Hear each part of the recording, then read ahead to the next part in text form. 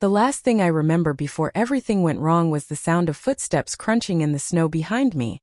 Even though I was completely alone, I didn't turn around right away. That's the part that still haunts me.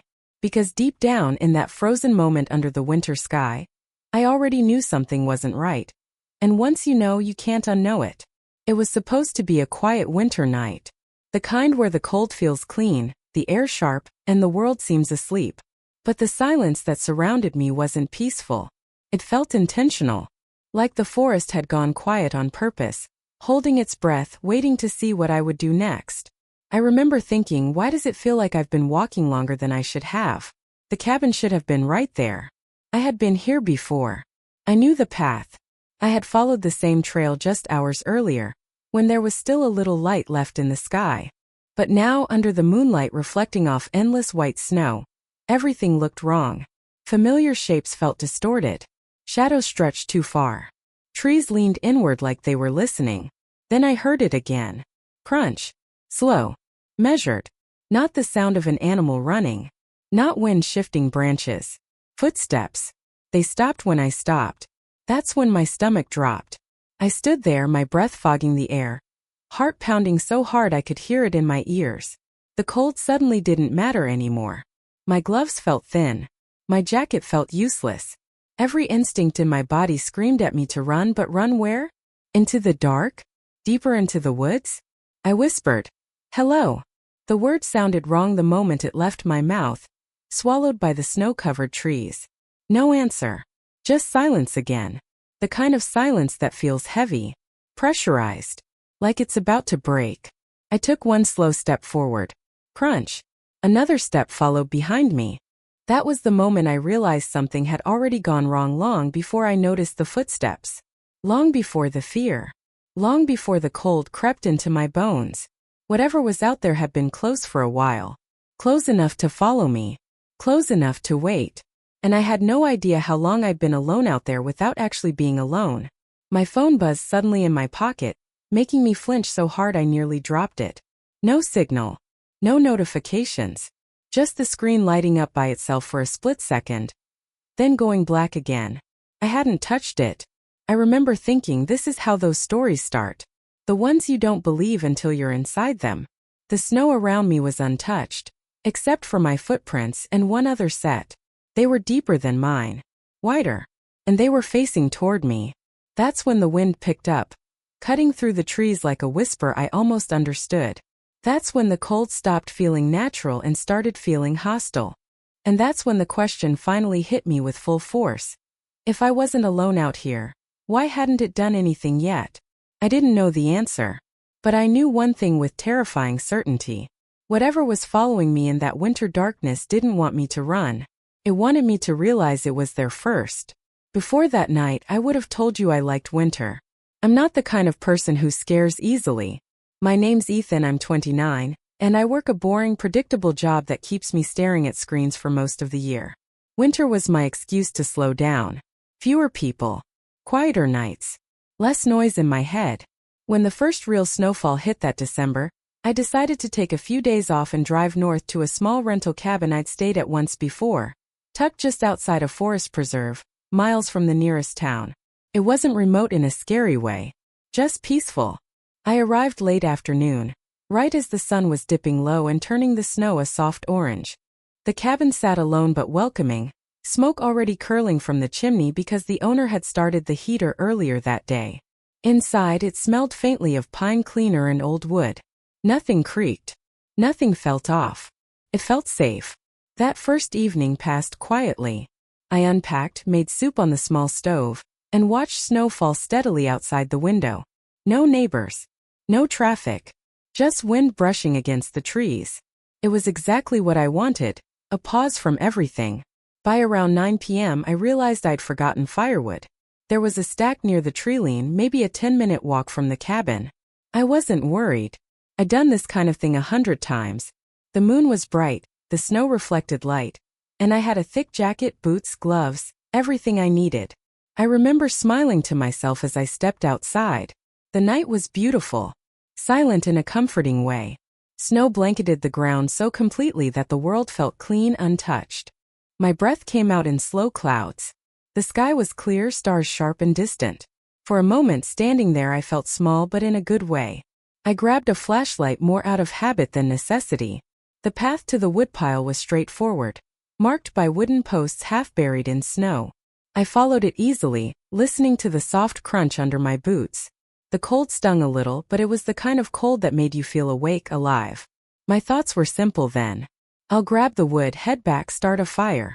Maybe read for a bit. Early night. There was no rush. No tension. No sense of danger. When I reached the woodpile, I stacked a few logs in my arms and took a moment to look around. The forest stood tall and still, branches heavy with snow. The wind moved gently through the trees, making a soft, rhythmic sound, almost soothing. I remember thinking how lucky I was to be there, away from the constant noise of real life. On the walk back, I wasn't watching the shadows. I wasn't listening closely. I was thinking about nothing important at all: work emails I wouldn't answer, shows I might binge, how good the fire would feel once it got going. That's the thing people don't tell you about moments before something terrible happens. They feel normal, comfortable, safe. If someone had asked me then whether anything felt strange, I would have laughed. The cabin light glowed warmly through the trees ahead. The path was clear. My hands were numb from the cold, but my mind was calm.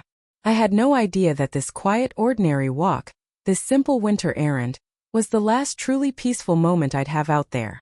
Because whatever was waiting in that forest hadn't made itself known yet. And at that point, I still believed I was alone. I didn't notice the change right away. At first, everything felt the same as it had minutes earlier.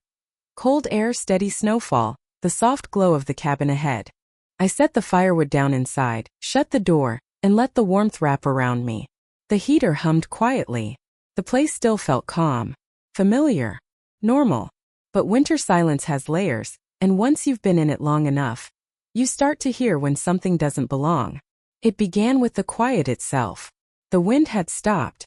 I didn't consciously register it at first, only the absence. The gentle brushing sound through the trees was gone, replaced by a stillness so complete it felt heavy. I stood by the window holding a mug of coffee, watching snow fall straight down instead of drifting sideways. The forest looked frozen in place, like someone had pressed pause on the world. That's when I heard it. A soft sound. Barely there. Not a footstep. Not a branch snapping. Just a dull compression in the snow somewhere far off.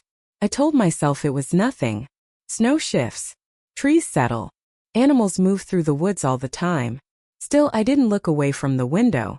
A few seconds passed. Then another sound, closer this time. The same muted crunch followed by a pause.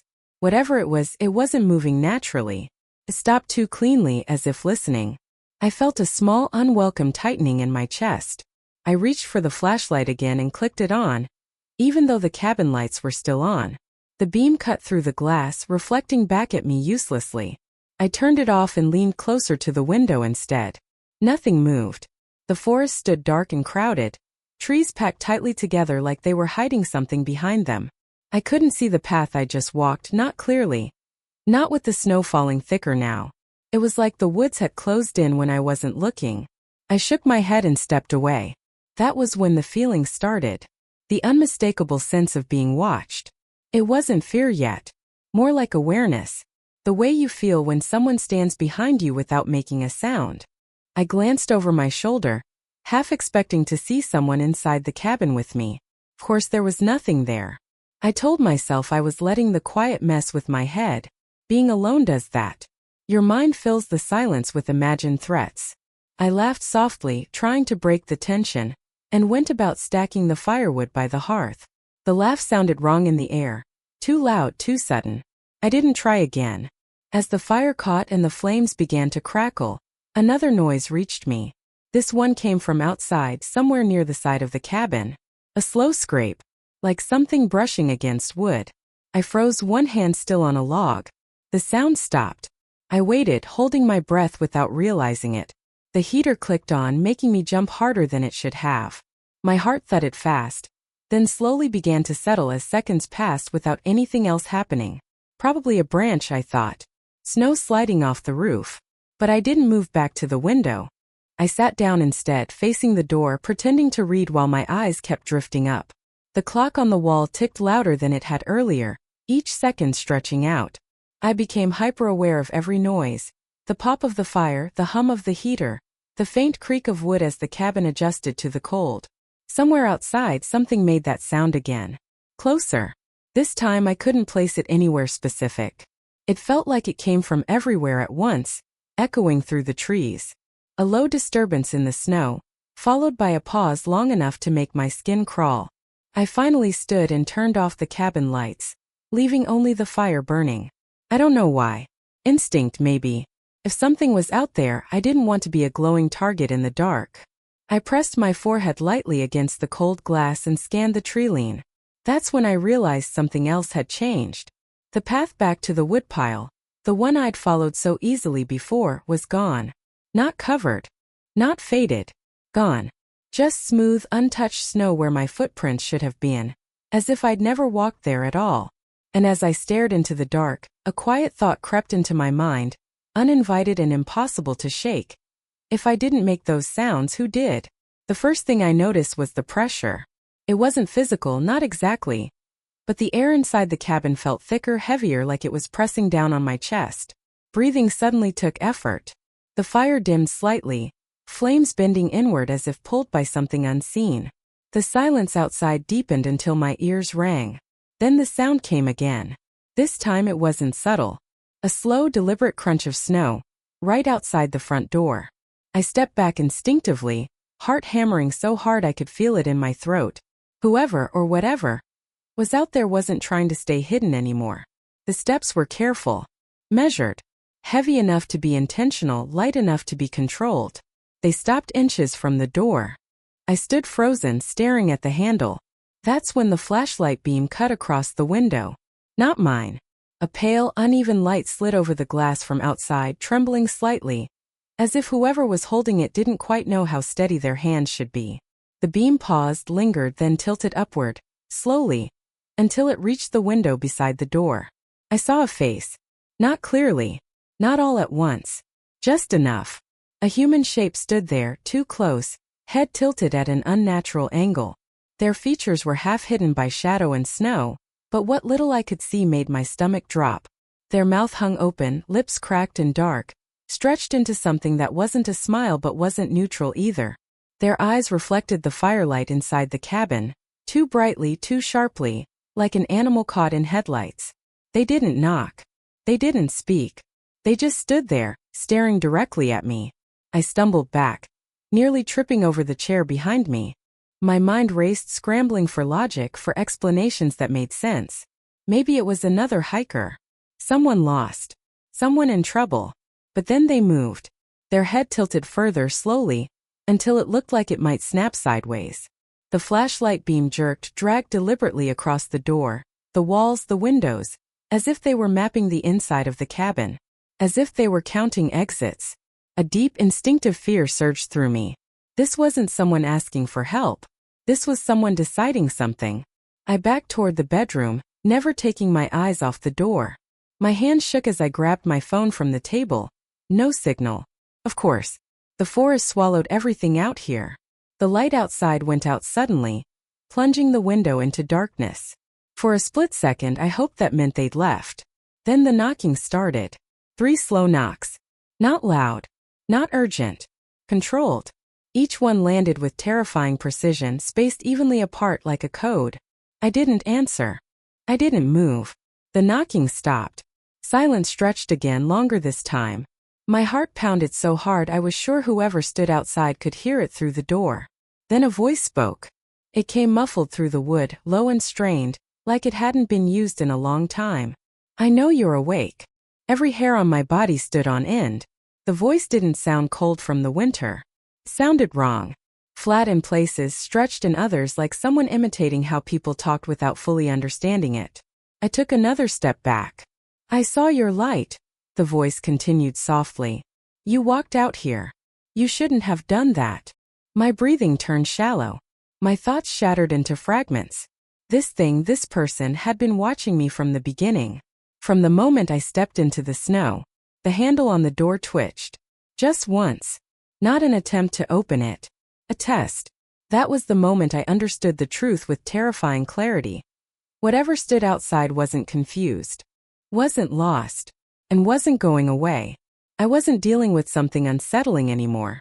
I was being hunted. The door handle twisted again. Harder this time. I ran. There was no plan, only movement. I grabbed the bedroom door and slammed it shut behind me, locking it just as something heavy hit the front door with a dull, bone-rattling thud. The cabin shuddered. Snow slid off the roof in a sudden rush outside. The knocking turned violent. Wood cracked. The hinges screamed. I shoved the dresser in front of the bedroom door. Hands slipping, heart racing so fast it blurred my vision. My breath came in sharp gasps, each one loud in the small room. I could hear my own pulse roaring in my ears. The front door burst open. Cold air flooded the cabin, snuffing the fire out in a hiss. Footsteps pounded across the floor. Fast now, no longer careful. Whatever restraint it had before was gone.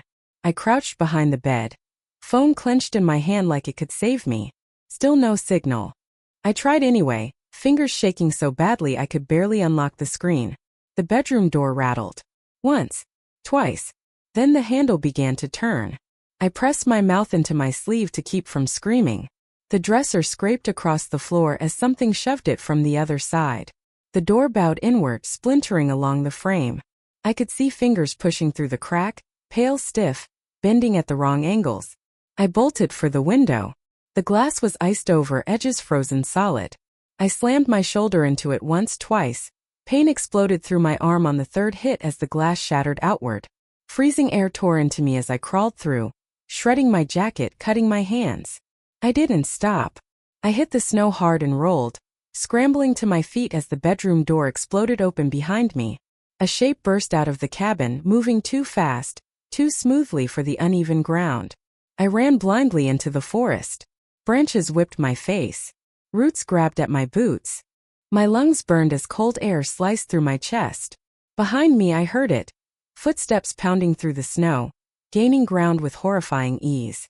I ducked between trees, zigzagging, slipping, barely staying upright. My flashlight bounced wildly, throwing distorted shadows everywhere. I couldn't tell which way I was going, only that I had to keep moving. A hand brushed my backpack. I screamed and stumbled, crashing into the snow. Pain shot through my knee. I scrambled onto my back just in time to see it looming over me. Close, it was worse. The face I'd seen through the window was slack and wrong, skin stretched too tight over sharp bones. Its eyes were wide and unblinking, reflecting the moonlight like glass.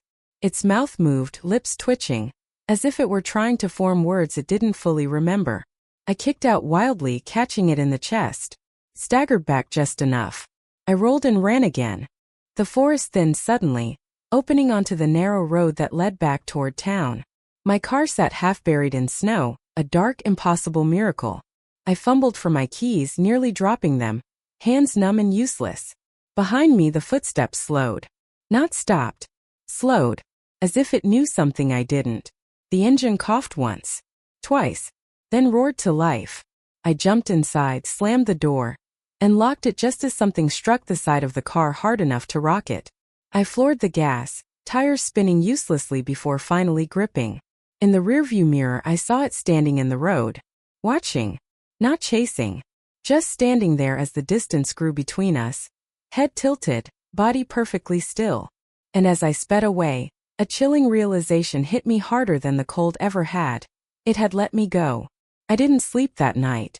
Even after the police dropped me off at my apartment, even after the doors were locked and every light was turned on, my body refused to believe I was safe. I sat on the edge of my bed until sunrise, fully dressed, listening to the hum of the heater and the distant sound of traffic like they were proof the world still existed. According to the police report, nothing happened.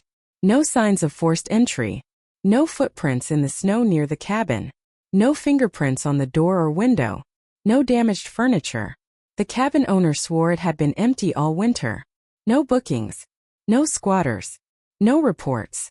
He even sent photos the next morning. Everything exactly as it should be, untouched, clean, undisturbed. Too clean. They suggested hypothermia-induced panic. Stress. An overactive imagination amplified by isolation and darkness. One officer said it gently like he was trying to help. Winter nights mess with people. I nodded. I agreed. I signed the paperwork. What else? I told friends I just had a rough trip and needed rest. But small things didn't line up. My jacket, ripped at the shoulder from crawling through the window, came back from the cleaners with something inside the lining. First, I thought it was insulation. But when I pulled it out, it crumbled between my fingers. Dry pine needles. Black soil. Forest dirt. I told myself it must have gotten trapped there earlier, some harmless explanation I was missing. Still, I washed my hands 3 times after touching it. A week later, I noticed something else. The soles of my boots I hadn't worn since that night, were wet. Not damp. Wet. As if snow had recently melted off them. I checked the weather. No snow. Not even rain. That night, I woke up at exactly 3:17 a.m. I don't know why. There was no noise. No nightmare. Just a sudden sharp awareness like someone had flipped a switch in my head. The apartment was silent. Too silent. Then I smelled it. Cold air. Pine. Damp earth. The same smell from the forest. I sat up slowly, heart pounding, staring into the darkness of my hallway.